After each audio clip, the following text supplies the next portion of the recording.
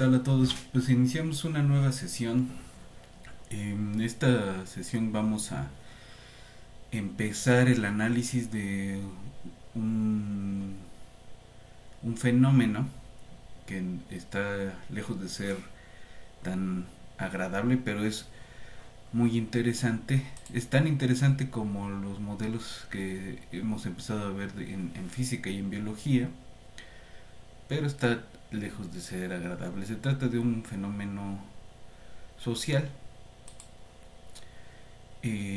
lo cual vamos a ver que va a implicar ciertas complicaciones, pero con lo que llevamos de estudiado de sistemas podemos empezar a trabajarlo. Y lo que vamos a empezar a estudiar hoy son modelos de combate.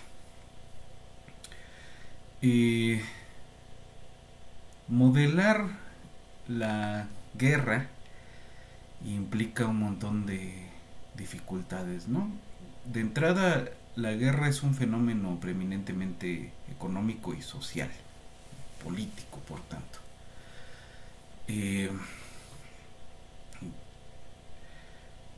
La guerra podemos considerar que es la continuación de cierta política por otros medios, ¿no? Medios violentos, puramente violentos, la continuación de ciertas políticas económicas por medios puramente violentos, ¿no? La guerra en ese sentido pues es un fenómeno fundamentalmente humano, aunque hay especies de animales que tienen combates por territorio, ¿no? Algunas especies de bonobos y ese tipo de cosas, pero las guerras humanas pues son de las que se hacen por cosas menos terrenales, ¿no? Entonces la guerra ha acompañado a la civilización durante toda la historia, ¿no?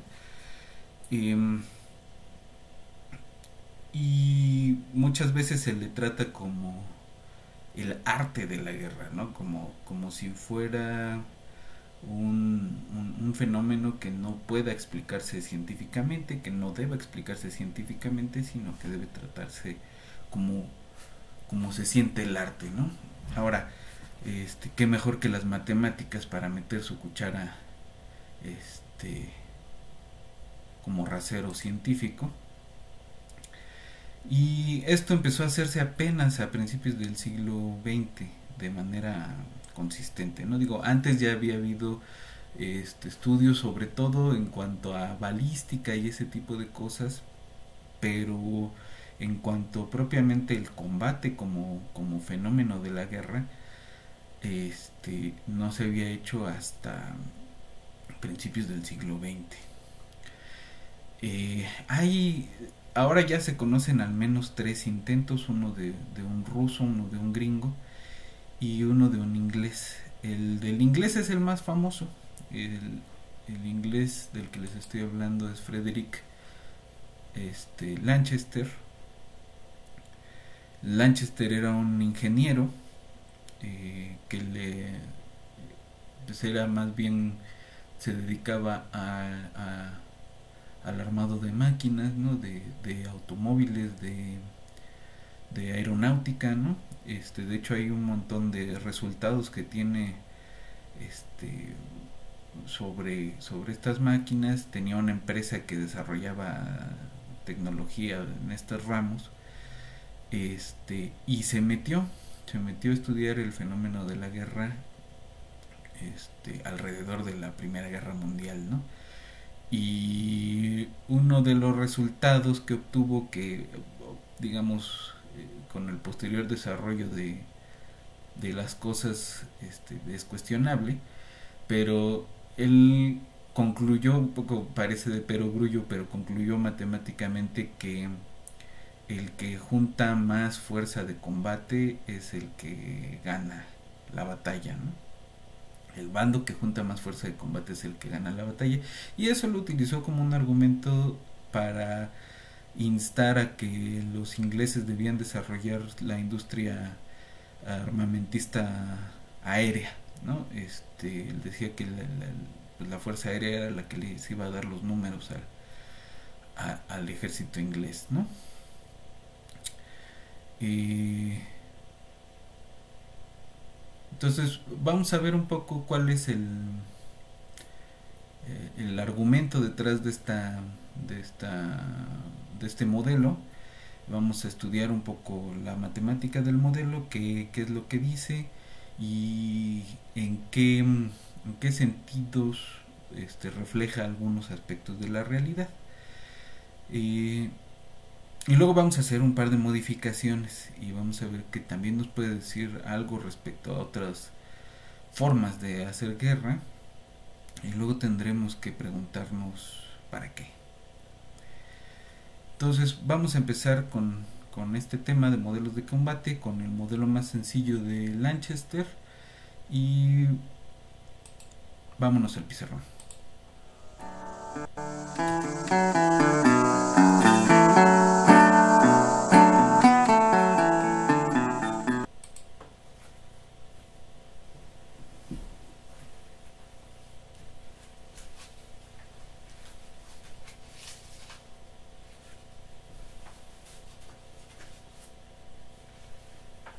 Bien, entonces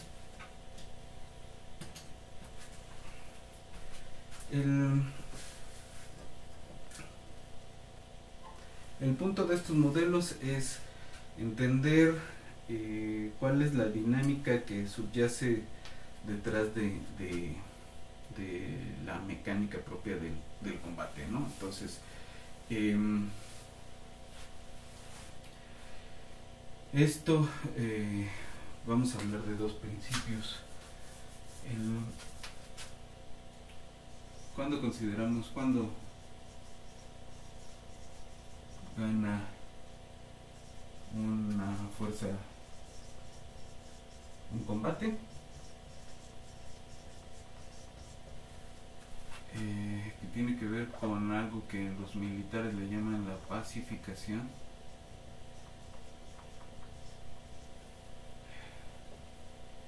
Y qué podemos medir y qué no.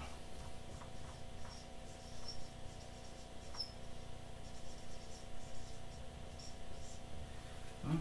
Porque pues aquí vamos a estar peleándonos con algunas cosas, ¿no? ¿Cuáles son las cosas que sí podemos medir? Pues cuál es la cantidad y la densidad de fuerzas en algún terreno, ¿no? Que es lo que se le llama el teatro del combate.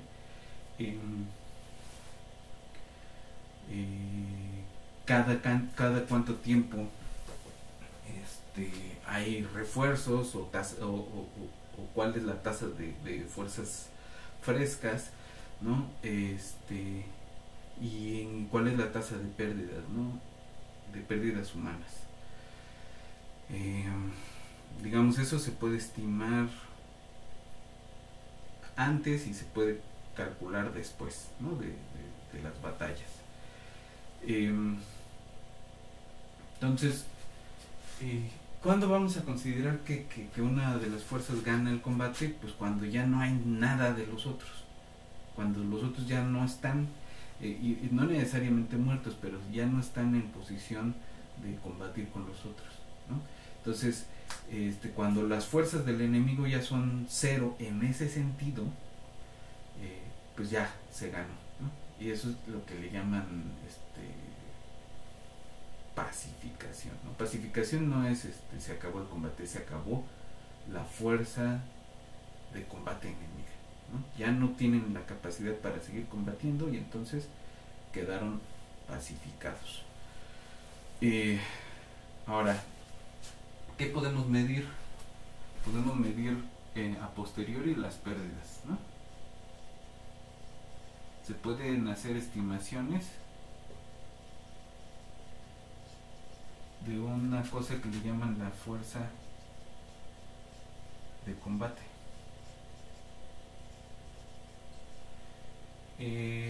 o el poder de fuego, ¿no?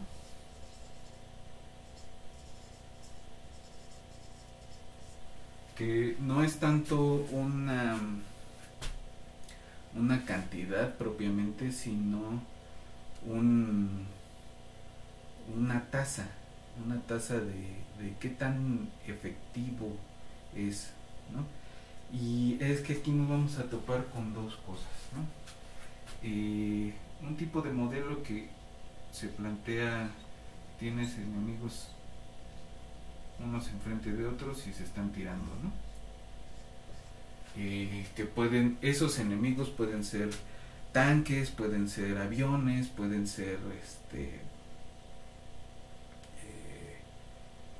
fusileros, pueden ser lo que sea, ¿no? Monos con resorteras, ¿no? Entonces, pero se están tirando una vez que se ven. Yo te veo, yo te tiro, ¿no? Entonces, ¿de qué va a depender el que estos le ganen a estos o al revés? Pues de cuántas juntas de cada lado, ¿no? Si cada uno, suponemos, ¿no? Ahí empiezan las suposiciones baratas. Suponemos que cada uno en promedio tiene la misma capacidad de fuego, ¿no? Es decir, tienes poquitos que son muy buenos tirando, muchos que, muy poquitos también que son muy chafas, y una masa que más o menos le atina con una tasa constante, ¿no? Entonces, puede suponer que hay un promedio de efectividad de tiro. Entonces, mientras más personas o unidades de combate les llaman, juntes de cada uno de los lados, pues va a ser más efectivo, ¿no? Y esa, vamos a ver si es una conclusión adecuada. Las pérdidas, podemos pensar en dos tipos de pérdidas: las que le llaman operacionales y las que les llaman propiamente de combate. Con las de combate pues no hay ningún eufemismo, ¿no? Ahí estamos hablando de personas muertas o personas capturadas, ¿no? Personas que ya no pueden combatir. Y las pérdidas operacionales más bien se refieren a cuando falta el alimento, cuando se quedan sin municiones, etcétera, ¿no? Cosas que tienen que ver más con la línea de suministros y que son casi siempre imprevistos.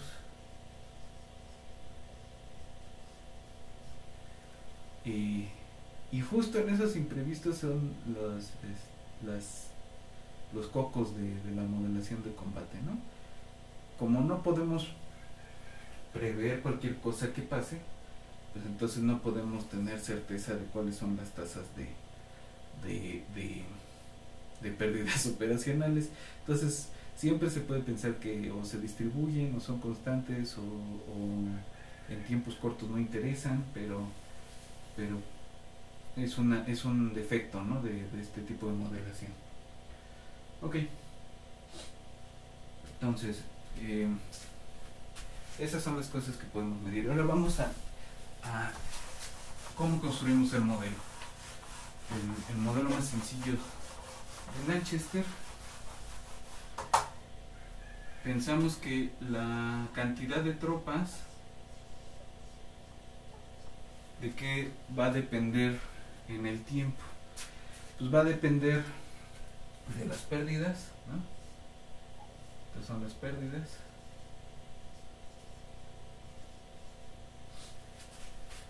Y de las tasas de refresco, ¿no? Más refuerzos. Y las pérdidas ya dijimos que unas son las operacionales y las de combate, ¿no?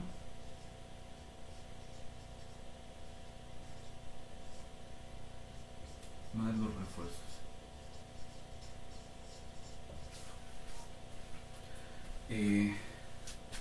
Entonces vamos a pensar en que tenemos dos contrincantes, ¿no?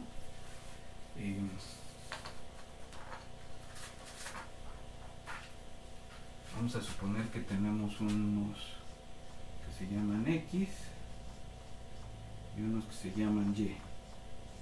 pueden ser lo que ustedes quieran, ¿no? Los contrincantes que más se les antoje. Entonces, cada uno va a tener una tasa de refuerzos asociada, ¿no? Y que de momento pues es una función del tiempo, que no es continua, ahí ojo, es una función que generalmente va a ser discreta, o que la podemos considerar continua, pero que es no continua, perdón, que es una función en el mejor de los casos de escalones, ¿no?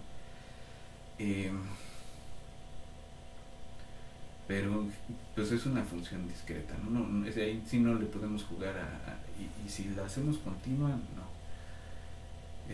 Entonces, ¿cómo vamos a modelar las pérdidas operacionales y de combate? Pues las operacionales, ¿de qué van a depender? Pues de alguna tasa y de cuántos elementos tienen las propias fuerzas, ¿no? Entonces, estas pérdidas operacionales incluyen el fuego amigo, ¿eh? Entonces, podemos considerar que en el análisis numérico ahí siempre se cometen errores, ¿no? Ahora los errores son pequeños, pero si acumulas un montón de errores pequeños, eso puede escalar a que te exploten los errores. Lo mismo pasa en las acciones de guerra. Entonces, si tienes un montón de personas que cada una puede cometer errores pequeños, al rato tienes una cascada de errores que te puede costar la guerra. Entonces, digamos que esa alfa es una tasa de torpezas cometidas por el ejército X, y esas se consideran pérdidas operacionales. Y las pérdidas de combate pues van a depender de Y, cuántos elementos hay en Y, y de qué tan efectivos para tirar son esos de la fuerza Y.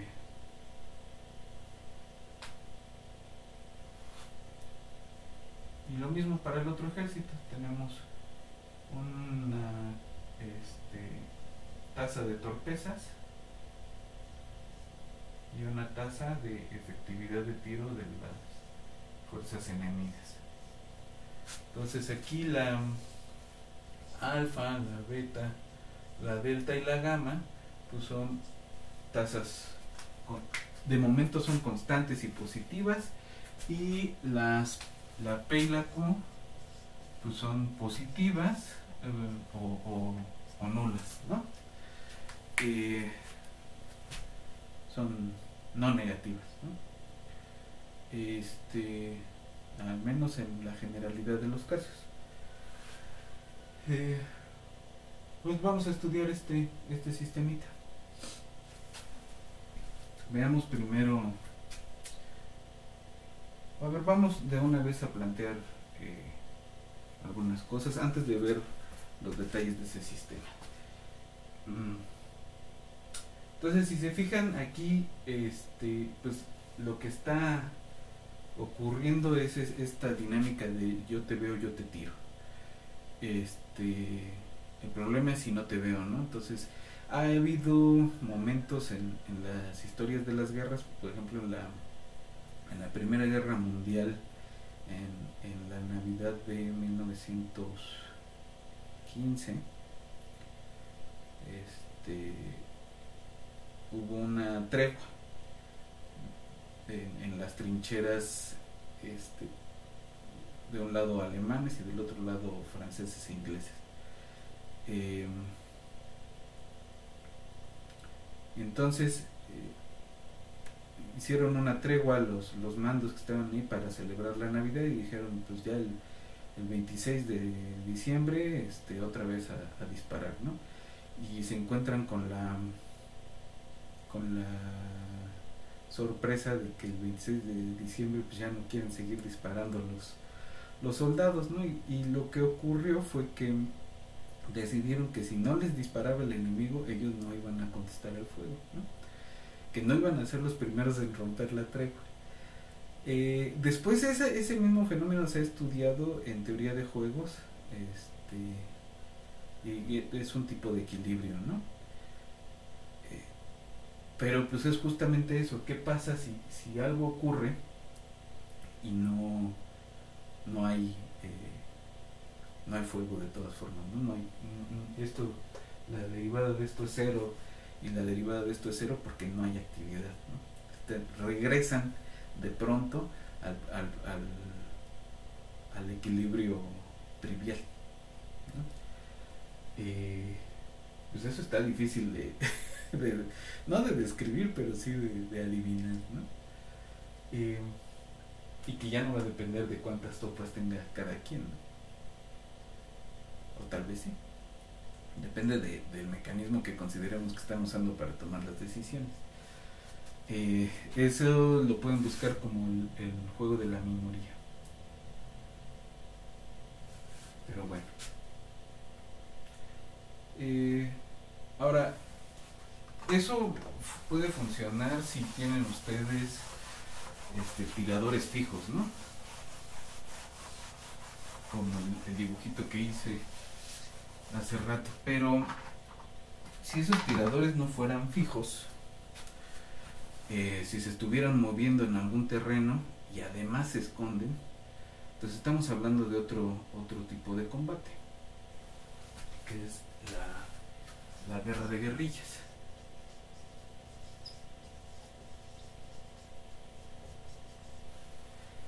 Y en la guerra de guerrillas, lo que lleva al combate pues es la sorpresa, y pues esa sorpresa nos lleva al otro extremo, ¿no? Si no me ves, no me tiras. El otro es donde te vea te tiro, y en este es si no me ves, no me vas a tirar.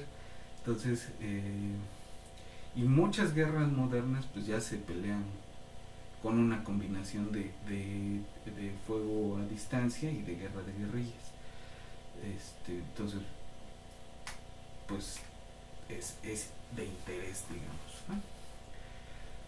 Entonces, como para dos ejércitos,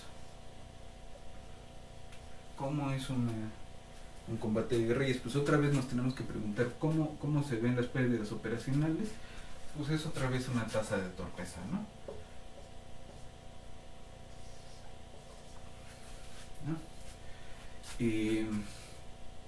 Entonces esa tasa de torpeza, pues podemos pensar que es la misma. Ahora, pueden tener tasas de refresco que igual dependen del tiempo, pero se mueven diferente, ¿no? En un ejército regular pues tienes tasas de refresco constantes, o generalmente son constantes o tratan de ser constantes en el sentido de que cada tanto, ¿no? Cada tanto te mando tantos.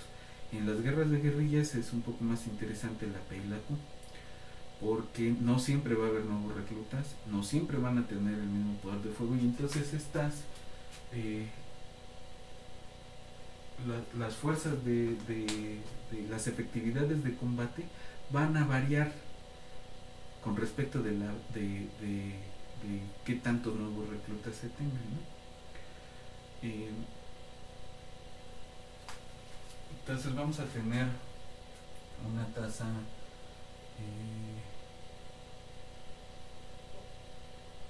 ¿no? Que depende de X y de T, y una tasa mu que dependen de X y de T. Que digo, en el caso que podemos simplificar más, pues podemos considerarlas constantes, pero que generalmente no son constantes. Y luego, ¿cómo se van a ver las fuerzas de combate? Pues otra vez les vuelvo a reiterar, aquí cambia. Aquí no vamos a tener yo te veo, yo te tiro, ¿no? Sino yo te busco y te encuentro, ¿no? Es buscar, encontrar y combatir, ¿no? Y engancharse en el combate, pero siempre y cuando se tengan las condiciones adecuadas para el combate, ¿no? que se maximice de alguna forma la capacidad de combate. Entonces, pues generalmente vamos a tener una cosa de este estilo, ¿no?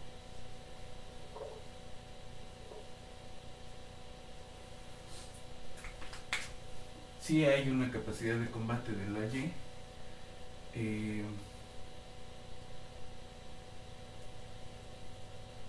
que es esta NU, y va a depender de que te encuentre, ¿no? ¿No? ¿Cuántos tienes para encontrar a cuántos?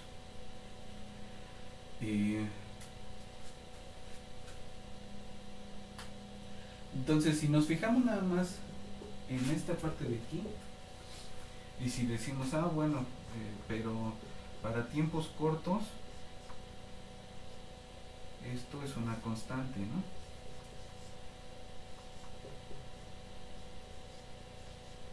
Llegamos a un modelo bastante familiar que es pariente del Lotka-Volterra, ¿no? Aquí para este caso, déjame ponerles tildes. La nu tilde y la mu tilde pues son positivas, ¿no? Entonces se parece mucho a uno de los casos de más generales de Lotka-Volterra, ¿no? Incluso si le ponemos estas tasas de nuevas fuerzas. Entonces aquí ya no depende únicamente de la concentración, ¿no? Depende de cómo son esas mus y esas nus. Es decir, si tienes muchas yes buscando a poquitas x, pero la capacidad de combate de la y, que es la nu tilde, es bajita, pues nunca le van a ganar, ¿no? Y se puede dar, eso lo vamos a ver con cuidado, se puede dar el caso donde las acciones de guerra escalan y no terminan. Eso ya lo empezaron a ver con Pedro. Hay un puntito para cierto juego de parámetros donde se meten en un ciclo límite. Entonces la guerra nunca se acaba.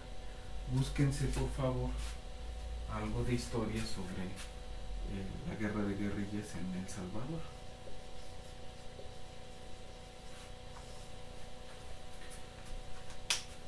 La guerra de nunca acabar. Ok. Ahora, les comentaba que esto no es necesariamente lo que ocurre, ¿no? ¿Por qué? Porque en algún momento se dieron cuenta los militares que se enfrentaban con porque podemos tener una combinación, ¿no? Supongamos que estos si te ven te tiran, ¿no? Entonces estos tienen sus pérdidas operacionales, tienen su tasa de refrescos y tienen unas pérdidas, ¿no? Pero estos tiran como un ejército tira regularmente, ¿no? Entonces estos tienen sus pérdidas operacionales, delta de y menos gamma que depende de x más u de t más p de t. Pero estos de acá combaten a una guerrilla, entonces dependen de la efectividad de estos, pero si los encuentran se los echan.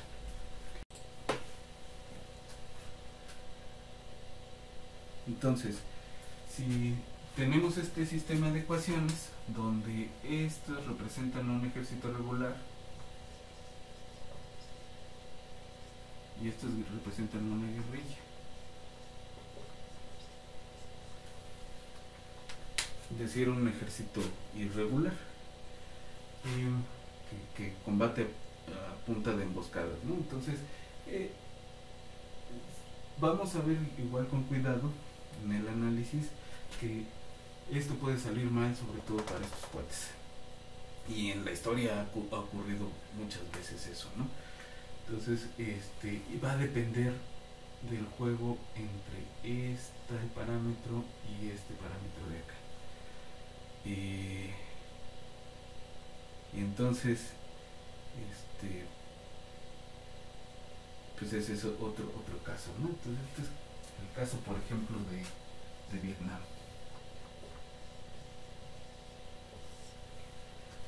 Y vamos a estudiar los tres modelitos que se desprenden de la ley de Lanchester con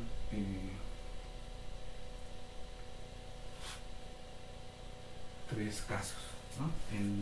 El primer modelo pues lo vamos a estudiar con el caso de el asalto a la isla Iwo Jima en Japón. El segundo caso pues podríamos pensar en El Salvador. Y el tercer caso podemos pensar en Vietnam, ¿no? Y podríamos pensar en otros, o incluso eso lo podríamos dejar como algún tipo de reto, ¿no? Pero por el momento dejémoslo así, y vamos a... quedan un montón de preguntas, ¿no? De entrada, ¿cómo calculamos esas tasas alfas, betas, etcétera, ¿no? Que si se acuerdan, pues para el depredador presa es un problema. Y ahora imagínense cuando no sabemos exactamente qué estamos calculando, ¿no? Aquí no estamos calculando pues qué tanta energía saca un bicho al comerse a otro, ¿no? Sino qué decisión y qué actitud toma alguien que tiene que estar frente a frente de otra persona y lastimarla. Aunque tenga el mejor entrenamiento o el entrenamiento más chafa, ¿no? Ese enfrentamiento, esa decisión, los militares le llaman eufemísticamente moral, que parece un oxímoron, ¿no? Pero se le llama la moral de combate. Pero entonces es complicadísimo calcular eso, ¿no? Pero hubo quien lo estuvo haciendo muchos años, a partir de que Lanchester publicó las ecuaciones, pues estuvieron montones de matemáticos asesorando a los militares de varios países, sobre todo potencias imperialistas, como Estados Unidos e Inglaterra, para asesorar a qué le tenían que invertir, etcétera, ¿no? Entonces, y después del fracaso de Vietnam tuvieron que voltear hacia otras herramientas de asesoramiento, y ahí entra el cómputo como gran salvador de los intereses imperialistas en todos lados, ¿no? Entonces, a través de estas exposiciones también quiero abordar distintos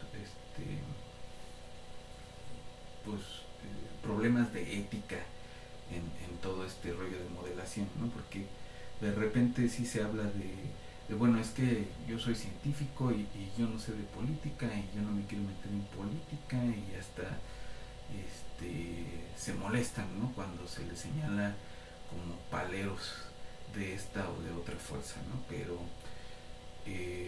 la realidad es que el científico tiene intereses económicos, el científico tiene intereses políticos, tiene intereses económicos porque de algo come, y cuando come del dinero que le dan